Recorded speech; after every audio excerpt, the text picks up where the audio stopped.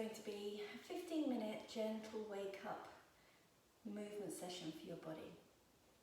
Just to start to release any tightness that has accumulated through the night. So we're going to start lying down. All you need is a mat or a carpet or a rug. And just having the knees bent.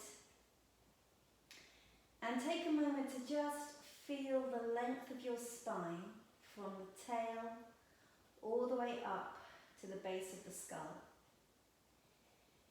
And here we're just going to take 3 deep breaths, breathing in through the nose, out through the mouth, in through the nose, out through the mouth. One more, in through the nose, out through the mouth. And just really allowing your spine to rest and the muscles around the spine to relax so that you feel just a little more contact between your spine and your mat without forcing anything, without pressing it down, and just taking gravity away, letting the spine release and lengthen. We'll bring the knees up into the chest, and as we do that, maybe just bring the knees out to the side a little bit to relax them into the hip sockets. We can feel more weight now down through our spine. We've allowed the tailbone to lift just a little bit. Our lower back may now be pressing in the mat, that's fine. We're going to just circle the knees, thinking about stirring the thigh bones around in the hip sockets. Those ball and socket joints of the hips. And we're trying to move the legs equally and evenly with 2 separate circles. And then we can reverse.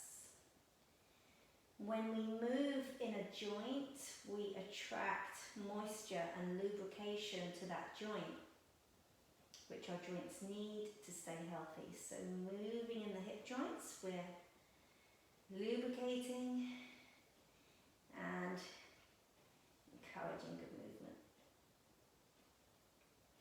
Let's bring the knees in and bring the hands behind the right leg and just start to slowly extend the right leg up. Not so that we're yanking it straight, we're just exploring and encouraging that leg to lengthen, and we're going to allow it to turn in and out. So I'm just using my hands behind my thigh to just gently turn my leg in and out. So again, we're moving in the hip socket as we are just starting to extend and lengthen through the back of the leg.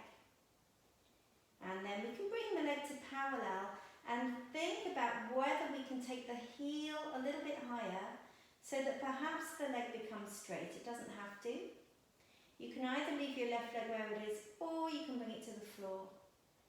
And now we're going to circle at the ankle, slowly and deliberately. Looking at our foot, looking at the movement it's able to make. Is it making a full circle? Or is it more of a semicircle? Is it more of a square? Can we get that lovely round shape with our toes? And let's go back the other way, warming up the ankle joint, keeping our back nice and relaxed. Now, can we bring that movement into the knee? I'm going to let go of my leg and start to circle also at the knee joint. Can I keep the movement? This is where the brain comes in, keeping the movement going at the ankle as well. And then that's naturally going to come down into my hip too. So I'm circling at the ankle, at the knee, and at the hip. Lubricating all those 3 joints. And then I'm going to try and reverse that. I'm going to start with my ankle first, take it into the knee, and down into the hip. Just keeping my back nice and still. circling. Now from there, I'm just going to extend that leg up, maybe to a straight leg. I can take behind the leg again just to give it some support. And from here, we pull the toes down and the heel goes up. And we're going to feel more length now behind the knee. And then we can point.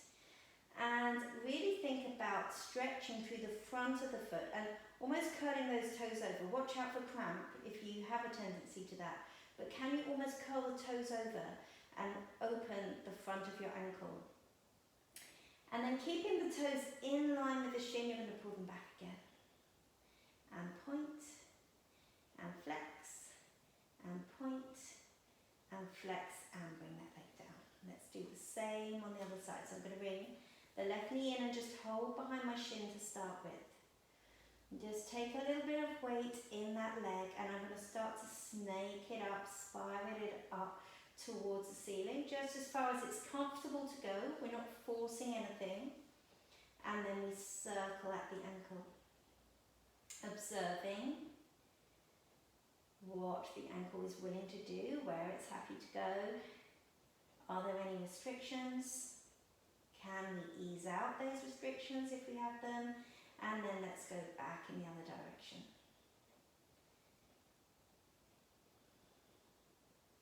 Noticing the difference from left to right perhaps. If you've had an injury or an ankle sprain, it may well affect the movement that you have. Now can we start to bring that into the knee? I'm going to let go of my leg. You can keep your hands there if you want to. Can I circle the knee and keep the ankle circle going? Do what you can if it feels a bit weird. I definitely have a more cooperative right leg than left leg. Now I'm going to let that movement come down into my hip as well. So I'm circling hopefully at the ankle, knee and hip joint. It's definitely a bit more wayward on this side. I'm going to turn and go the other direction. So that just suggests I probably use my right leg more than my left. I'm right-handed. More neural messages going down that right side of my body, so it's feeling more awkward on the left side. But that's okay, we can practice. Now I'm going to take my hands back behind that leg and just again extend it up. Maybe to a straight leg, don't worry if it's not straight yet this morning. We're going to pull the toes down. And feel that heel reach up like it's reaching away from your sitting bone, right there in the top of the thigh. And then point. And really think of the front of the ankle there opening and those toes perhaps curling over. And then flex and point a few more times. We're working the lower leg muscles. And then bring that leg down. Okay, we're going to come over onto all fours. And warm up a little bit more with the spine. So, spreading our fingers, thinking about the sacrum here being parallel to start with to the ceiling. But from my tailbone, I'm going to start to draw a circle. Taking my tailbone around in one direction. And then reversing that circle, taking it around in the other direction.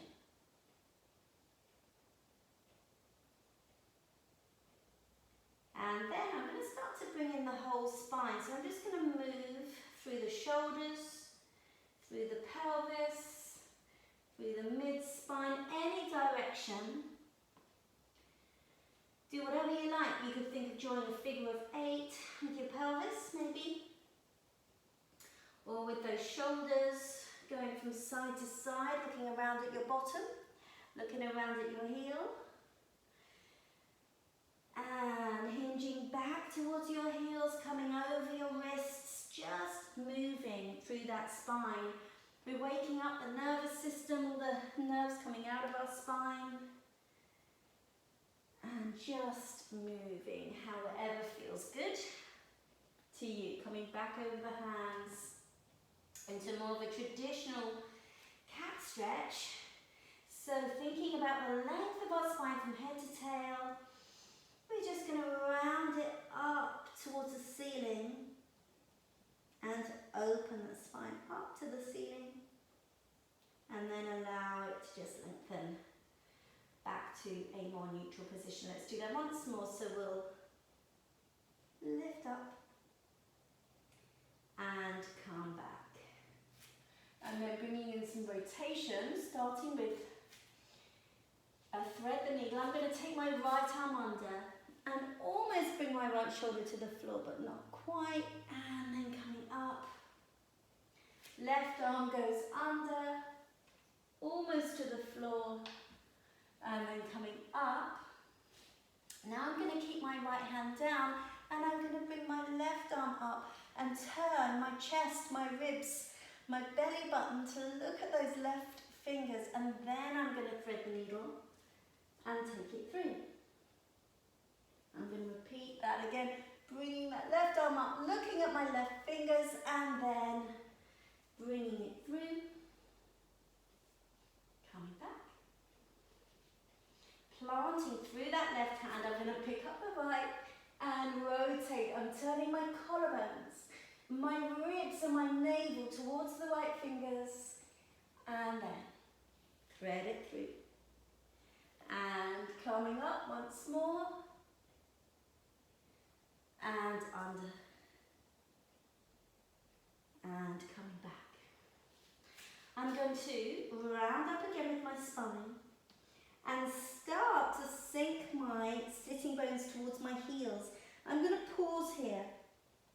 I'm going to draw my belly button away from my fingers, and then I'm going to start to stick out my tail and my sitting bones, bring my ears up slightly, so I'm in more of a neutral spine position. And then from there I'm coming back to 4-point kneeling. So rounding the back, keeping that round shape as you hinge back towards the heels, but not quite. Lengthen out through your spine, draw your shoulders back, and come back to 4-point kneeling. And we'll do that once more. So we'll round up, hinge back, draw your belly button away from your fingers, and then come to a lengthened neutral spine and back up.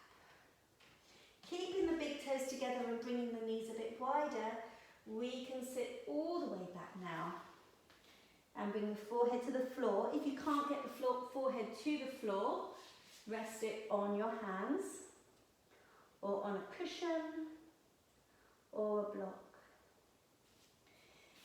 And from here, we're going to walk our hands around to the right and rest the forehead down. If you can't get the forehead to the floor, rest it on your right hand or your right fist, and just keep reaching out through that left hand. And we're going to breathe 3 breaths into the left side of the rib cage. So a deep breath in and out. Deep breath in and out. Deep breath in and out. Walk your hands around the other way, so either resting on that left hand or on the floor. 3 breaths into your right side, breathing in and out, breathing in and out, and in and out. Bring the hands back to center. Slide your hands towards your knees as you scoop your tummy and roll up to sitting. Coming up onto your knees. For a little lunge, we're just going to bring the left foot forwards, level up the hips. Scoot the toes forwards and then lunge the second knee. Sorry, not the second knee, you only have one. The knee over the second toe. We draw the belly in. And then just bringing that right arm up. Think of lifting your collarbones, but keeping the belly in to support your lower back.